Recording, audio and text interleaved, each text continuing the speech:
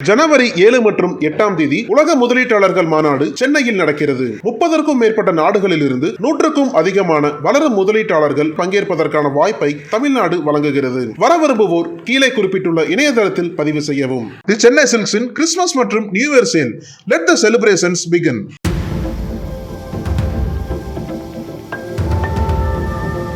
கடலுக்கு 200 அடியில் action fight.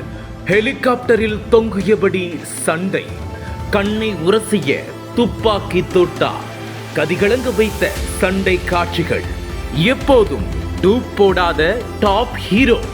Original action ஹீரோவின் தெறி சம்பவங்கள். சமீபத்தில் இணையத்தில் விஜயகாந்தின் ஒரு வீடியோ வைரலாகி வருகிறது. கொரோனா காலத்தில் எடுக்கப்பட்ட அந்த வீடியோவில் உடல்நலம் குன்றிய நிலையில் வீட்டில் ஓய்வெடுத்து வரும் விஜயகாந்திற்கு அவரது மனைவி பிரேமலதா தலைமுடி சரி செய்து அவருக்கு சவரம் செய்து விடுவது போல அமைந்திருக்கும். இதை பார்க்கும்போது அனைவரது கண்களும் குளமாகிவிடும்.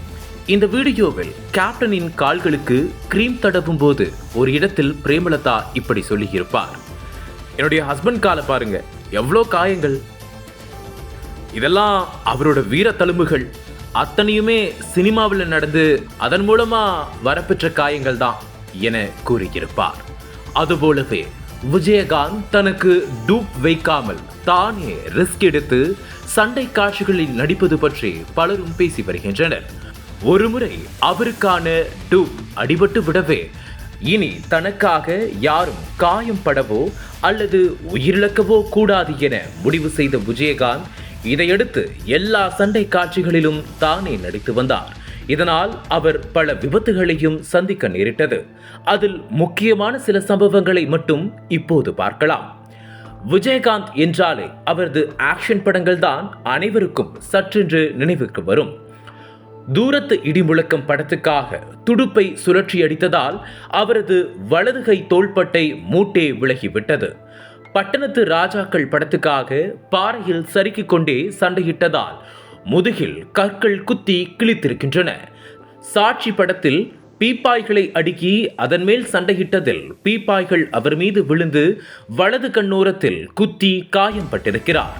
காலையும் நீயே மாலையும் நீயே படப்பிடிப்பில் துப்பாக்கியால் இவரை சுடும் காட்சியில் டம்மி தோட்டா காரில் பட்டு தெரித்து இவரது கண்ணுக்கு மிக அருகில் பட்டு ரத்தம் வெளிய மயங்கி விழுந்தார்.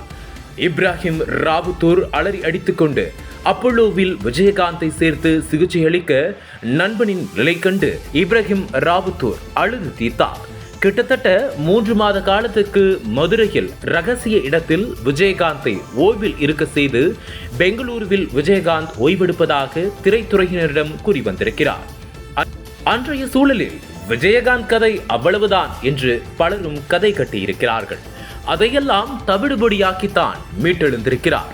உளவுத்துறை படத்துக்காக நிஜமாகவே கடலுக்கடியில் 200 அடி உள்ளே சென்று சண்டை காட்சியில் நடித்தார். கேப்டன் பிரபாகரன் படத்துக்காகவும் செந்துரப்பூவே படத்துக்காகவும் ஓடும் ரயிலில் சண்டையிடும் காட்சியில் ரிஸ்க் எடுத்து நடித்தார். கருப்பு நிலா படத்தின் கிளைமேக்ஸில் நடுக்கடலின் மீது ஹெலிகாப்டரில் தொங்கிக் கொண்டு வில்லனோடு சண்டையிடும் காட்சியில் நடித்தார். ஆனால் அந்த ஷூட்டிங்கை பார்த்து பயந்து போன அவரது மனைவி இப்படியெல்லாம் ரிஸ்க் எடுக்க வேணாம் என வற்புறுத்த விஜயகாந்தோ மறுக்க உடனே இப்ராஹிம் ராவுத்தூரை தொடர்பு கொண்டு அந்த சீனை வேண்டான்னு சொல்லுங்க என வற்புறுத்த உடனே இப்ராஹிம் ராவுத்தூர் ஃபைட் மாஸ்டரை அழைத்து எடுத்த வரைக்கும் போதோ ஹெலிகாப்டர்லேருந்து கேப்டனை இறக்க சொல்லுங்க என கூறி அதோடு நிறுத்தி கொண்டிருக்கிறார்கள். இப்படி ரிஸ்க் எடுப்பது குறித்து விஜயகாந்த் கூறுகையில், உலகம் முழுக்க இப்போது ஆக்ஷன் ஹீரோக்களுக்கு தான் பெரிய மவுஸ் இருக்கு. ஆக்ஷன் படங்களை தான் மொழிகளை கடந்து பலரும் ரசிக்கிறாங்க. என்னோட படங்களும் தெலுங்குல டப் பண்ணி நல்லா ஓடுறதுக்கு ஆக்ஷன் தான் காரணம். தமிழ் இலக்கியத்துல கூட காதல் வீரம்னு 2 தானே இருக்கு. ஆக்ஷன் ஹீரோக்கள்ல நீர் நிலம் ஆகாயம்னு 3 இடத்துலையுமே டூப் போடாம நடிச்சவன் நானா தான் இருக்கும் என்று பெருமிதத்துடன் கூறியிருக்கிறார். அனல் பறக்கும் செய்திகளை அப்டேட் செய்து கொள்ள நக்கீரன் களத்தை இப்பவே சப்ஸ்கிரைப் பண்ணுங்க.